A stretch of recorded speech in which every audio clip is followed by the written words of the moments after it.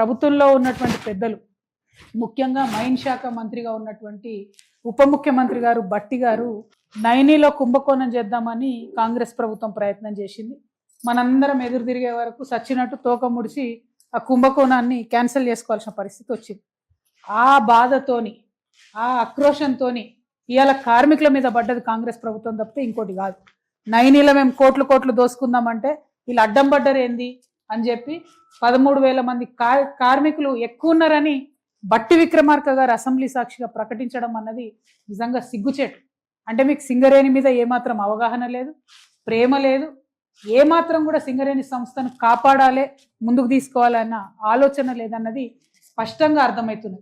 మరి ఈ సందర్భంలో నేను మిగతా అన్ని కార్మిక సంఘాలకు, అది టీబీజీ కేసు కావచ్చు, ఏఐటీయూసీ కావచ్చు, సిఐటీయూసీ కావచ్చు, ఐఎన్టీయూసీ కావచ్చు, డిఎంఎస్ కావచ్చు, టీఎన్టీయూసీ కావచ్చు, ఇంకా రిజిస్ట్రేషన్ ఉన్నటువంటి లేనటువంటి ఏ సంఘమన్నా కావచ్చు, నేను మిమ్మల్ని అందరినీ కూడా చేతులు జోడించి వినమ్రంగా నమస్కరించి కోరుతున్నా. ఎందుకంటే ఏ పార్టీలో ఉన్నా ట్రేడ్ యూనియన్ వాళ్ళ పద్ధతి వేరే రకంగా ఉండాలి. ప్రభుత్వంలో ఉన్నవాళ్ళు, రాజకీయాల్లో ఉన్నవారు వేరు, ట్రేడ్ యూనియన్స్లో ఉన్నటువంటి వాళ్ళు వేరే రకంగా ఆలోచన చేయాలి. ఇవాళ పార్టీలను పక్కన పెట్టాలి, జెండాలను పక్కన పెట్టాలి, ఎజెండాలను పక్కన పెట్టాలి. కార్మికుడి యొక్క మంచియే మనకు ప్రధానమైనటువంటి ఎజెండా అని ముందుకు పోవాల్సిన సందర్భం వచ్చింది. ఎందుకంటే ఇక పక్క మోడీ గారు లేబర్ కోడ్లు పెట్టి మరి కనీసం మనం కార్మికులం ఇవాళ సంఘాలుగా ఉందామంటే ఉండలేనటువంటి ఒక భయంకరమైన పరిస్థితి ఈ దేశంలో తీసుకొచ్చిండ్రు. దాని మీద కూడా ఇంతవరకు కాంగ్రెస్ ప్రభుత్వం ఏం మాట్లాడలేదు. లేబర్ కోడ్ చట్టాలు తేంగానే మమతా బెనర్జీ గారు చెప్పిండ్రు, ఆమెకు సల్యూట్ చేయాలి మనందరం, నేను ఇంప్లిమెంట్ ఏం చేసుకుంటావు చేసుకో అని చెప్పిండ్రు. అట్లనే తమిళనాడులో చెప్పిండ్రు, మేము ఇంప్లిమెంట్ చేయము అని అక్కడ చెప్పిండ్రు, కేరళలో చెప్పిండ్రు, మహారాష్ట్రలో చెప్పిండ్రు. మరి ఇన్ని రాష్ట్రాలలో చెప్పిన తర్వాత ఎందుకు మన ప్రభుత్వం తాత్సరం చేస్తుందని ఖచ్చితంగా మన రాష్ట్ర ప్రభుత్వం కేంద్ర ప్రభుత్వానికి లేఖ రాయాలి. సింగరేణిల్ని కాదు, ఏ ఒక్క కార్మికులకు కూడా లేబర్ కోడ్ ఏదైతే కేంద్రం పాస్ చేసినటువంటి 4 నల్ల చట్టాలు ఉన్నాయో వాటిని అమలు చేయము అని చెప్పి ఖచ్చితంగా తక్షణమే ముఖ్యమంత్రి గారు లేఖ రాయాలి, అసెంబ్లీలో రెజల్యూషన్ చేయాలని కూడా ఈ సందర్భంగా మొట్టమొదటి డిమాండ్గా నేను ప్రతిపాదిస్తా ఉన్నాను ఈ రౌండ్ టేబుల్ నుంచి. మన సింగరేణిలో టైం సెన్సిటివ్ ఇష్యూ ఏదైతే ఉందో, డిపెండెంట్ ఎంప్లాయ్మెంట్ ఏదైతే ఉందో, మెడికల్ బోర్డు పెట్టకుండా ఇబ్బంది పెడుతున్నటువంటి సందర్భాన్ని మళ్ళొకసారి ప్రభుత్వానికి గుర్తు చేస్తూ ఖచ్చితంగా మెడికల్ బోర్డు తక్షణమే పెట్టాలి, ఇప్పటి వరకు పెండింగ్ ఉన్నటువంటి కేసులను తీయాలి, వాటిని పరిష్కారం చేయాలి. లేకపోతే టైం అయిపోతే, వాళ్ళ ఉద్యోగం అయిపోతే ఆ వారసులు శాశ్వతంగా అవకాశాన్ని కోల్పోతారు. కాబట్టి 2వ తీర్మానంగా నేను ప్రవేశపెడతా ఉన్నాను, మీ అందరి దీంతో తక్షణమే మెడికల్ బోర్డు పెట్టాలి.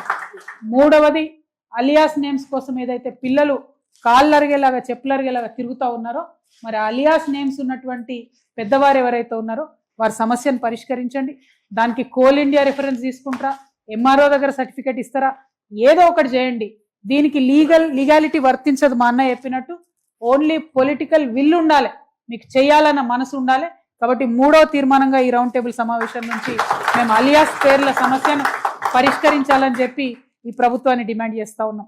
ఇక 4వది, మీరు ఏదైతే కరప్షన్కి పాల్పడతా ఉన్నారో, అల్టిమో ఈ కంపెనీ ఏదైతే ఉందో దాంతో సింగరేణి 2,250 కోట్ల ఒప్పందం చేసుకుంది. ఆ ఒప్పందం ఏంది, దాని సంగతి ఏంది, అది తక్షణమే మీరు వైట్ పేపర్ రిలీజ్ చేయాలని 4వ తీర్మానంగా మేము ప్రవేశపెడతా ఉన్నాం. ఇక మిగతా అనేక అంశాలు ఉన్నాయి.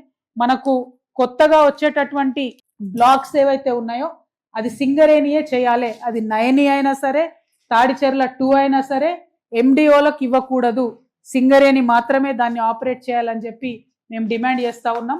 అది 5వ తీర్మానంగా ప్రవేశపెడతా ఉన్నాం.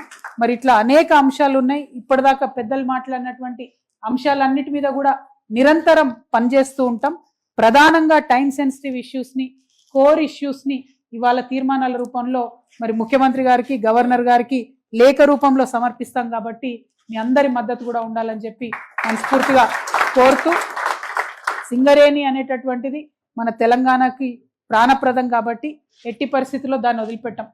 ఇంకొక 20 రోజులైతే 20వ రోజు నాడు ఈ రాష్ట్రంలో మరొక కొత్త ఆల్టర్నేట్ ప్రజాశక్తి, రాజకీయ శక్తి, తెలంగాణ జాగృతి సంస్థగా ఉన్నటువంటి మేము ఒక రాజకీయ శక్తిగా ప్రజల ముందుకు రాబోతా ఉన్నాం.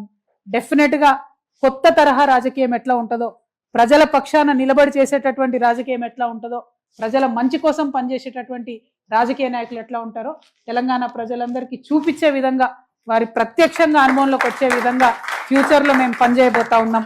మరి 20 రోజుల సమయంలో నేను మళ్ళీ డిమాండ్ చేస్తున్న కాంగ్రెస్ పార్టీకి, మేము ప్రవేశపెట్టినటువంటి 5 తీర్మానాలను మీరు మంచి మాట కమాని యాక్సెప్ట్ చేస్తే మంచిది, లేకపోతే పార్టీగా మారిన వెంటనే బాయిబాట పడతాం, కార్మికులందరినీ చైతన్యపరుస్తాం, సమ్మెకు కూడా వెనుకాడబోము.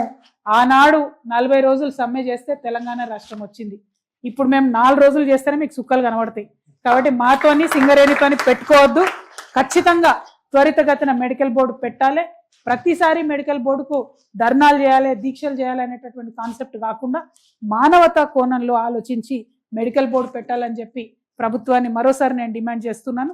మరి ఇక్కడికి ఇంత పెద్ద ఎత్తున తరలి వచ్చినటువంటి సింగరేణి మిత్రులకు, సపోర్ట్గా మద్దతుగా వచ్చినటువంటి అన్ని పక్షాలకు కూడా మరొకసారి ధన్యవాదాలు తెలియజేస్తూ, పోరాటానికి ఎప్పుడు కూడా సంసిద్ధమే. పోరాటం ముందు మనం ప్రభుత్వాన్ని డిమాండ్ చేస్తున్నాం. వారు ఒప్పుకోకపోతే మ్యాటర్ ఆఫ్ 20-25 డేస్ అంతే. సింగరేణి కార్మికులందరూ కూడా ధైర్యంగా ఉండాలి. ముఖ్యంగా మా అక్క చెల్లెలు, ఎందుకంటే ఇంత దూరం సర్దిగట్టి మిమ్మల్ని దోలినంటే మీ మమ్మీలు, మీ భార్యలు, వాళ్ళందరూ కూడా తప్పకుండా సమ్మెలో కూర్చున్నప్పుడు ముందుకు వస్తారు. ఆ విషయం ఈ ప్రభుత్వం గుర్తుపెట్టుకొని మరి సింగరేణి కార్మికుల పక్షాన నిర్ణయం తీసుకోవాలని చెప్పి డిమాండ్ చేస్తూ సెలవు తీసుకుంటున్నాను. Thank you. జై తెలంగాణ, జై సింగరేణి.